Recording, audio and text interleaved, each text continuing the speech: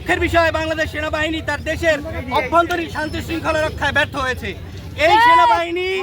এই সেনাবাহিনী বহির্বিশ্বে শান্তিরক্ষী মিশনে গিয়ে যুদ্ধ বিধ্বস্ত দেশগুলোতে শান্তি রক্ষার জন্য কাজ করে। সেই সেনাবাহিনী তার নিজের দেশের অভ্যন্তরে 1.5 বছরে বারবার ব্যর্থ হিসেবে প্রমাণ দিয়েছে। আমরা প্রশ্ন রাখতে চাই সেনাপ্রধানের কাছে, আপনার ক্যান্টনমেন্ট থেকে আপনার সেনাবাহিনী আজকে রাজপথে 1.5 বছরে আপনি আপনার নিজের নাগরিকদেরকে নিরাপত্তা দিতে পারেননি। আপনি এই দেশে যদি বহির্বিশ্বের আক্রমণ হয়, এই দেশের সার্বভৌমত্বের জন্য যদি হুমকি আসে, তাহলে এই সেনাবাহিনী কি ভূমিকা রাখবে? আমরা এই সেনাবাহিনীর কাছে নিরাপদ নয়। একজন খুনি ঢাকা বাংলাদেশের রাজধানীতে হেডশট করে একজন বিপ্লবীকে হত্যা করার মাত্র 6 ঘন্টার মধ্যে সে এই দেশের সীমানা পেরিয়ে ভারতে চলে গেছে। এই দেশের বিজিবি কি করে?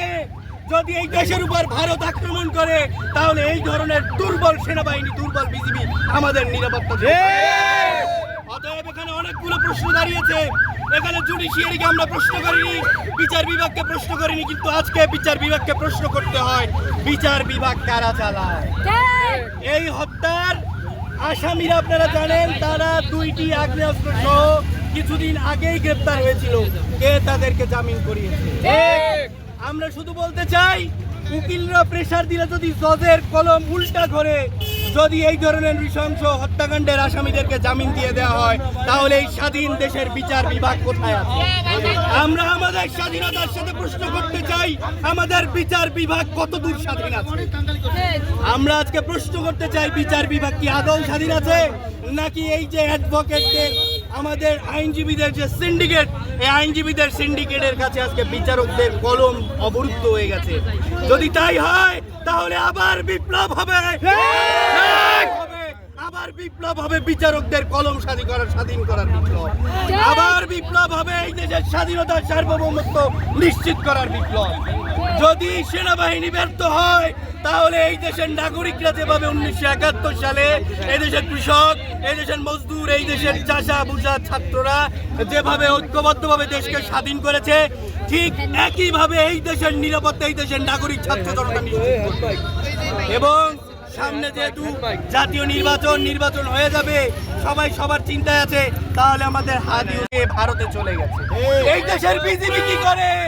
যদি এই দেশের উপর ভারত আক্রমণ করে, তাহলে এই ধরনের দুর্বল সেনাবাহিনী, দুর্বল বিজিবি আমাদের নিরাপত্তা দিতে পারে।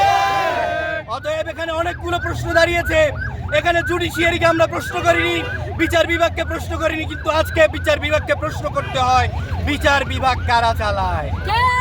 এই হত্যার আসামিরা আপনারা জানেন, তারা 2টি আগ্নেয়াস্ত্র সহ কিছুদিন আগেই গ্রেপ্তার হয়েছিল।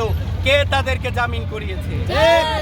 আমরা শুধু বলতে চাই, উকিলরা প্রেসার দিলে যদি জজের কলম উল্টা করে যদি এই ধরনের নৃশংস হত্যাকাণ্ডের আসামিদেরকে জামিন দিয়ে দেওয়া হয়, তাহলে এই স্বাধীন দেশের বিচার বিভাগ কোথায় আছে?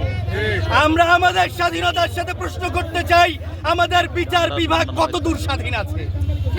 আমরা আজকে প্রশ্ন করতে চাই, বিচার বিভাগ কি আদৌ স্বাধীন আছে, নাকি এই যে অ্যাডভোকেটদের, আমাদের আইনজীবীদের যে সিন্ডিকেট, এই আইনজীবীদের সিন্ডিকেটের কাছে আজকে বিচারকদের কলম অবরুদ্ধ হয়ে গেছে? যদি তাই হয়, তাহলে আবার বিপ্লব হবে, আবার বিপ্লব হবে, বিচারকদের কলম স্বাধীন করার বিপ্লব, আবার বিপ্লব হবে এই দেশের স্বাধীনতার সার্বভৌমত্ব নিশ্চিত করার বিপ্লব। যদি সেনাবাহিনী ব্যর্থ হয়, তাহলে এই দেশের নাগরিকরা যেভাবে 1971 সালে এই দেশের কৃষক, এই দেশের মজদুর, এই দেশের চাষা বুঝা ছাত্ররা যেভাবে ঐক্যবদ্ধভাবে দেশকে স্বাধীন করে বারবার ব্যর্থ হিসেবে প্রমাণ দিয়েছে। আমরা প্রশ্ন রাখতে চাই সেনাপ্রধানের কাছে, আপনার ক্যান্টনমেন্ট থেকে আপনার সেনাবাহিনী আজকে রাজপথে 1.5 বছরে আপনি আপনার নিজের নাগরিকদেরকে নিরাপত্তা দিতে পারেননি। আপনি এই দেশে যদি বহির্বিশ্বের আক্রমণ হয়, এই দেশের সার্বভৌমত্বের জন্য যদি হুমকি আসে, তাহলে এই সেনাবাহিনী কি ভূমিকা রাখবে? আমরা এই সেনাবাহিনীর কাছে নিরাপদ নয়। একজন খুনি ঢাকা বাংলাদেশের রাজধানী ইনকিলাব মঞ্চের কেন্দ্র ঘোষিত অংশ হিসেবে তারা যেভাবে দিক নির্দেশনা দেবে, আমরা সেইভাবে শহীদ ওসমান হাদির এই হত্যাকাণ্ডের বিচারের আগ পর্যন্ত মাঠে থাকবো ইনশাআল্লাহ। আসসালামু আলাইকুম।